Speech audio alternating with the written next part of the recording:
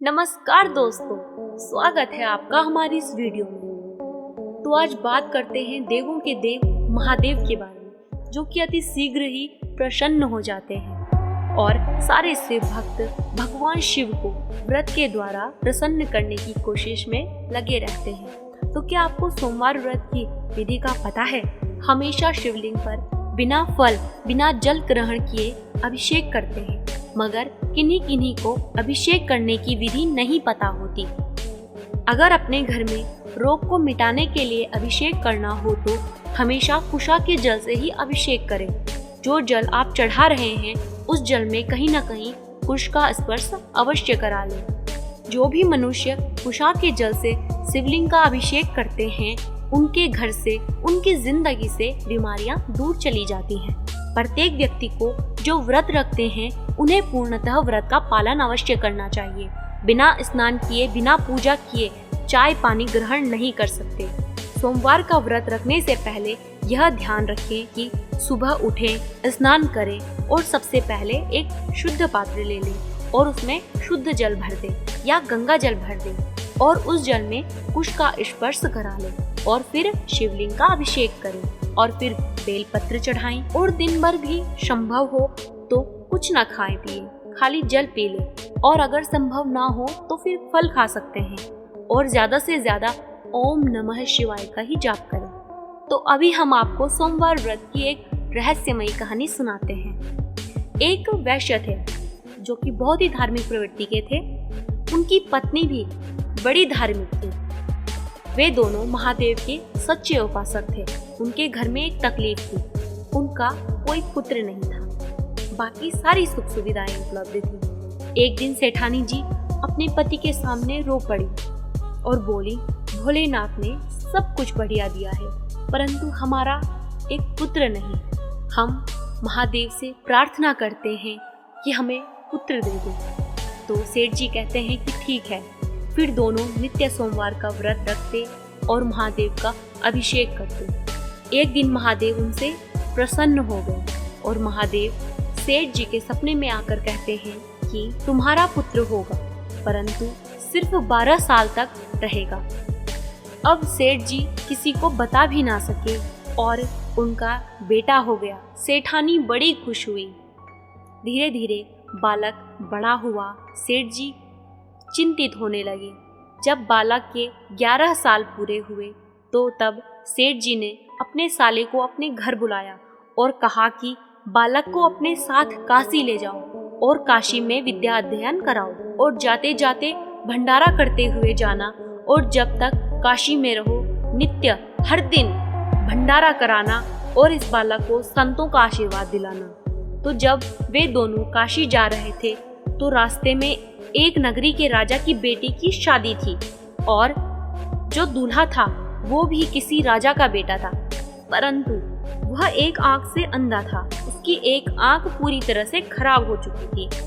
तो राजा बड़ा दुखी था कि कहीं मेरे काने बेटे को देखकर दूसरा राजा शादी के लिए मना न करे। तभी वहां से यह बालक काशी की ओर जा रहा था अपने मामा के साथ। तो राजा उस बालक को बुलाता है और बोलता है, तुम इस राजा की बेटी के साथ शादी कर लो, फिर काशी चले जाना और दुल्हन को फिर हम अपने महल ले जा लेंगे और अगर तुम ऐसा नहीं करते तो हम तुम्हें मार देंगे। बालक डर के मारे मंडप में राजा का बेटा बनकर बैठ गया और यहाँ शादी की विधि चलती रहती है और वह बालक दुल्हन के पल्लू में लिखता रहता है कि मैं एक साहूकार का बेटा हूँ और मैं काशी जा रहा हूँ। मुझे राजा ने जबरदस्ती बैठाया है और शादी होने के बाद मैं तो चला जाऊंगा और फिर तुम्हें महल ले जा लेंगे। और जब शादी की सारी रस्में हो गई और वह दुल्हन अंदर गई तब वह यह सब पढ़ लेती है और अपने पिताजी को बता देती है। तो वह राजा क्रोध में दूसरे राजा को अपने महल से जाने के लिए कह देते हैं और फिर वह बालक भी अपने मामा के साथ काशी चला जाता है और वहाँ वह रोज भंडारा करते हैं तथा संतों महात्माओं का आशीर्वाद लेते हैं और वहीं वह बालक विद्या भी अध्ययन करता है। और जिस दिन बालक को 12 वर्ष पूरे होने थे तो वे उस दिन हवन कराते हैं। तो हवन के बीच में बालक की थोड़ी तबीयत खराब होती है तो बालक उठकर अपने मामा को बोलता है कि मेरी तबीयत कुछ ठीक नहीं है, मैं कक्ष में आराम करने जा रहा हूँ। और यह बोलकर बालक चला जाता है और कक्ष में जाकर बालक के प्राण चले जाते हैं। बहुत देर तक भांजा हवन में नहीं आया तो मामा को चिंता होने लगी और वह कक्ष में चला जाता है और वहाँ भांजे को ऐसी हालत में देख रोने लगता है। तभी वहाँ से भोलेनाथ और माँ पार्वती गुजर रही थी तो माँ पार्वती भोलेनाथ से पूछती है, अभी तो यह बालक कितना छोटा है, अभी इसके प्राण क्यों गए? तो भोलेनाथ बताते हैं कि कैसे साहूकार ने मेरी सेवा की और मैंने ही पुत्र प्राप्ति का वरदान दिया, परंतु पुत्र की आयु सिर्फ 12 साल की थी।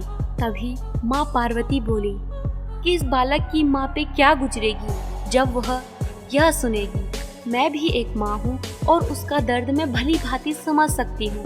भोलेनाथ, आप इस बालक को जीवित कर दीजिए। माँ पार्वती की बात सुनकर भोलेनाथ को भी दया आ गई और वह उस बालक को जीवित कर देते हैं। फिर मामा और भांजा दोनों ही अपनी घर की ओर निकल जाते हैं, परंतु रास्ते में राजा और उसकी बेटी बालक का इंतजार करते रहते हैं कि कभी तो वो काशी से वापस लौटेंगे। और जैसे ही राजा को यह बात पता चलती है तो वह मामा और भांजे को आदर के साथ अपने महल में बुलाकर उन्हें कहते हैं कि हमारी बेटी का विवाह तो आपके साथ संपन्न हुआ है, अब हमारी बेटी को स्वीकार करें। बालक भी खुश हो जाता है तथा राजा अपनी बेटी को भी और बहुत सारे सामान दहेज के साथ बेटी को बालक के साथ भेज देती है। और वहाँ सेठ जी काशी से आने वाला रास्ता देखते रहते हैं कि मेरा बेटा वापस आएगा भी या नहीं।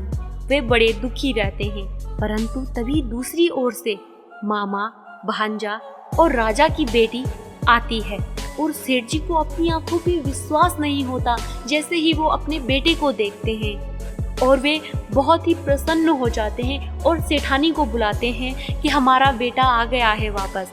और वे दोनों बहुत ही प्रसन्न होते हैं और सेठानी भी अपने बेटे को देखकर और बहू पाकर बड़ी खुश होती है। तो ऐसे ही रहस्यमयी कथाएं जानने के लिए बने रहिए हमारे चैनल के साथ द इन्वेंट ऑफ डिवाइन। धन्यवाद।